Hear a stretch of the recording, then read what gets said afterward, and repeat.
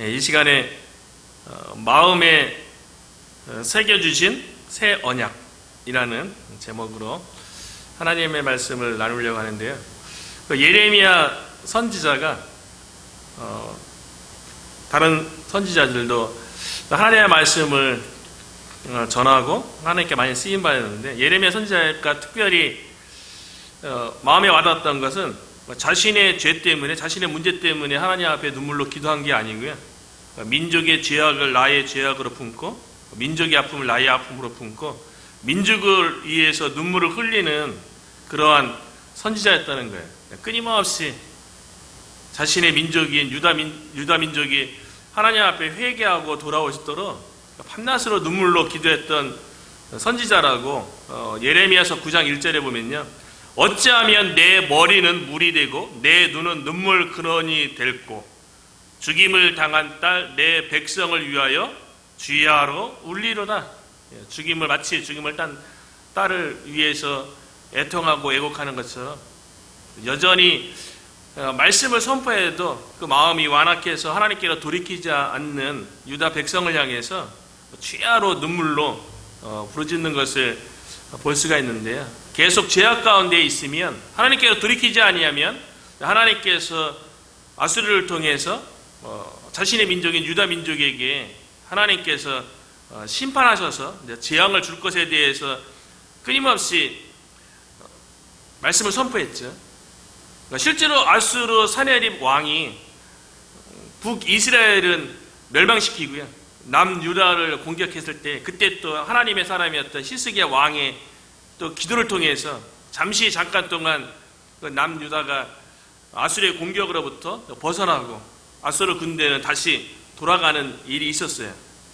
그러면 한번 그렇게 아수르를 통해서 경고를 했으면 또 유다 민족이 그들의 죄악에 대해서 애통해하면서 통곡하면서 하나님 앞에 돌아올 것 같은데 그러지 않는 거예요.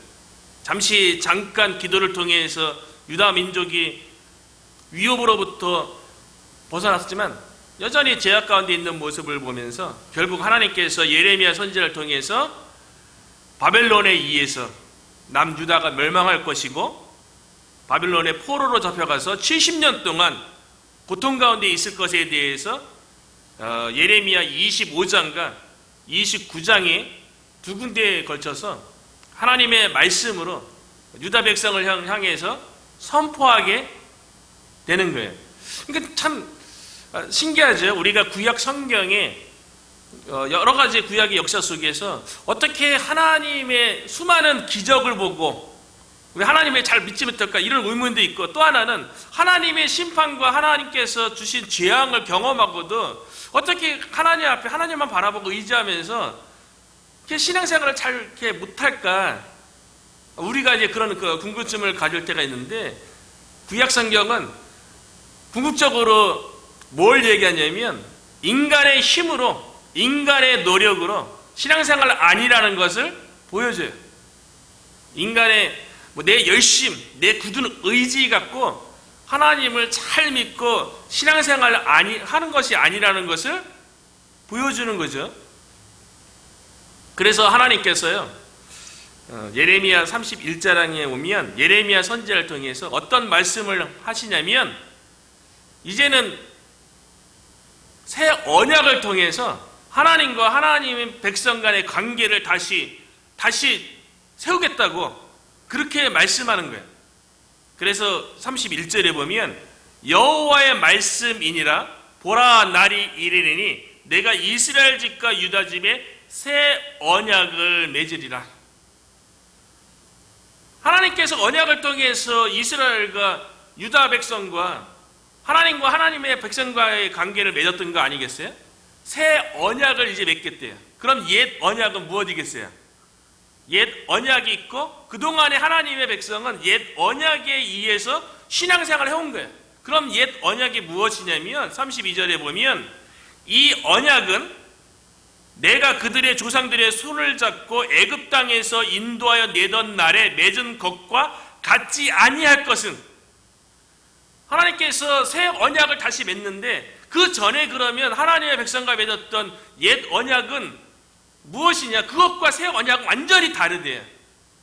애굽에서 나오던 때에 하나님께서 이스라엘 백성과 맺었던 언약이 무엇입니까? 시내산에서 하나님께서 모세를 통해서 돌판에 새겨주신 그 언약, 그것이 옛 언약이에요. 모세를 통해서 주어진 옛 언약하고 하나님께서 새로 맺을 새 언약이 있는데, 옛 언약과 새 언약은 완전히 다르다는 거예요. 옛 언약인 신에서 언약이라고 말하기도 하고, 모세로 인해서 주어서 모세 언약이라고도 일컬어지는 율법, 이 하나님의 말씀은요, 어떻게 주셨습니까? 하나님께서 돌판에 새겨서 주신 거예요. 그리고 그 하나님께서 그 주신 말씀에 대해서 잘 순종하고 지키면 하나님께서 복을 주시고, 하나님께서 또 하나님의 말씀에 순종하지 아니하고 지키지 아니하면 뭐 저주하겠다고. 이게 이제 모세 언약의 구조인 거죠. 그러니까 모세 언약은 행위 언약인 거예요.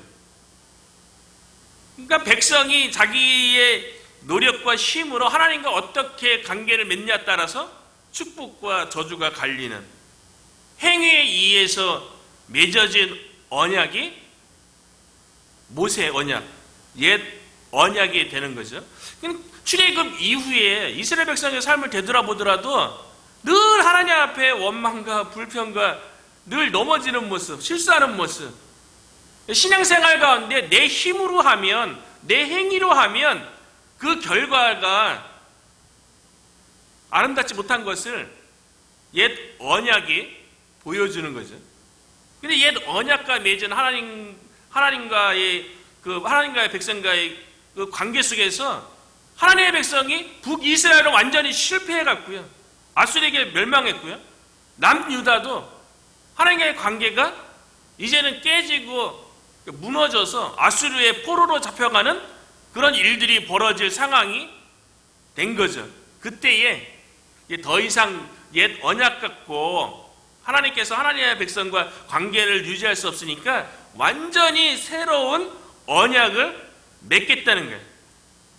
그 새 언약의 내용이 어떠한지를 33절과 또 34절에 쭉 보면 나오는데요. 33절에 보면 그날 후에 내가 이스라엘 집과 맺은 언약은 이러하니 곧 내가 나의 법을 그들의 속에 두며 그들의 마음에 기록하여 나는 그들의 하나님이 되고 그들은 내 백성이 될 것이라. 여호와의 말씀이니라.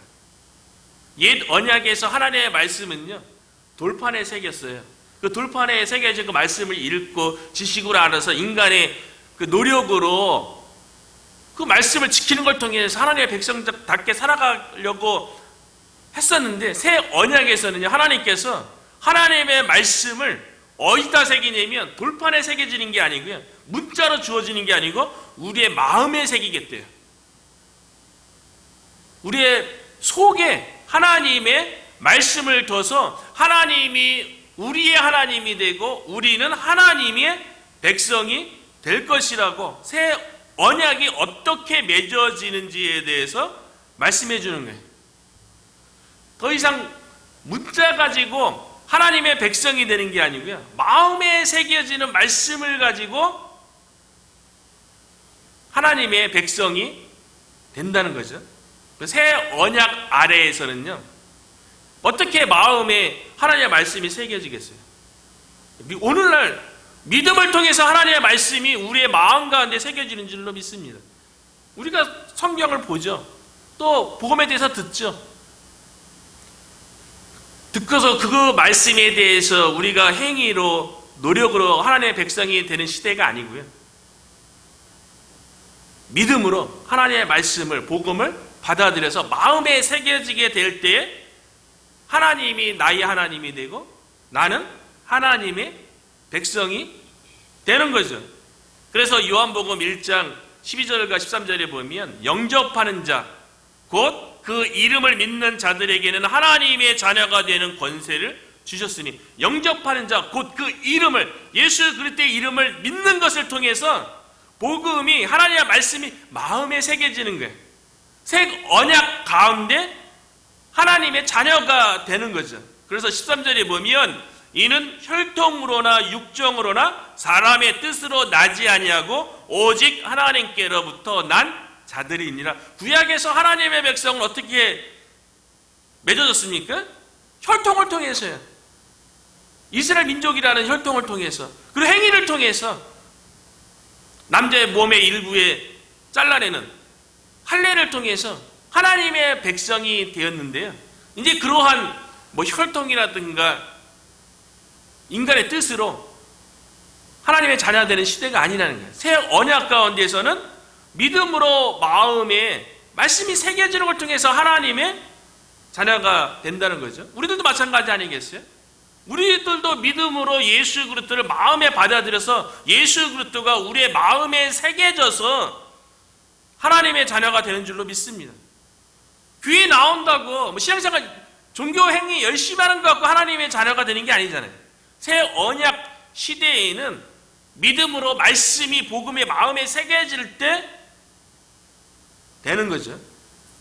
그리고 하나님의 말씀이 어떻게 우리의 마음 가운데 새겨집니까? 우리의 믿음을 통해서. 사실 그 믿음도 하나님의 은혜죠. 성령을 통해서 하나님의 말씀이 우리 가운데 새겨지는 거죠. 그래서 로마서 8장 15절에 보면 너희는 다시 무서워하는 종의 영을 받지 아니하고 양자의 영을 받았으므로, 양자의 영을 받아야 돼요. 마음속에 하나님의 자녀가 되는 양자의 영을 받았으므로 우리가 아빠 아버지라고 부르짖느니라. 새 언약 시대에서는요, 성령을 통해서 하나님의 자녀가 되고 하나님을 아빠 아버지로 부르게 되는 그런 관계가 맺어진다는 거죠. 그래서 고린도전서 3장 16절에도 보면 너희가 하나님의 성전인 것과 하나님의 성령이 너희 안에 계시는 것을 알지 못하느냐. 새 언약 시대 이후로는요, 성령이 우리 마음 가운데 있어서 성령이 하나님의 말씀을 우리의 마음 가운데 새기는 걸 통해서 성령에 의해서 믿음 생활하고 하나님을 믿고 하나님을 의지하게 된다는 거예요. 저와 여러분이 옛 언약의 아래에 있는 것처럼 우리 힘으로 내 노력으로 신앙생활하는 것이 아니라 우리가 이제 새 언약 시대 이후로 살기 때문에 성령을 의지해서요, 성령이 우리 가운데 말씀을 새겨주고 성령님께서 우리에게 힘을 주시고 우리에게 은혜를 줘서 성령을 통해서 우리가 하나님의 자녀로서 하나님의 백성답게 신앙생활을 하게 된다는 거예요. 저와 여러분이 성령을 의지하고 늘 성령 충만하여서 하나님의 자녀로서 믿음 생활하는 저와 여러분이 되시기를 축원합니다. 성령이 우리 마음 가운데 하나님의 말씀을 주고 복음을 주면요, 그때 이제 어떤 일이 벌어지는지에 대해서 이야기하는데, 성령으로 인해서 우리 가운데 영원한 죄 용서의 길이 열린다는 거예요. 옛 언약 가운데서는 죄 용서의 길이 어떻게 열렸습니까? 온 백성이 죄 용서를 받으려면 1년에 딱 한 번 대속죄일에 대제사장이 성소에 들어가고 휘장을 지나 지성소에 들어가서 딱 한 번 백성의 죄를 다 사하는 대속죄를 통해서 죄 용서를 받았어요.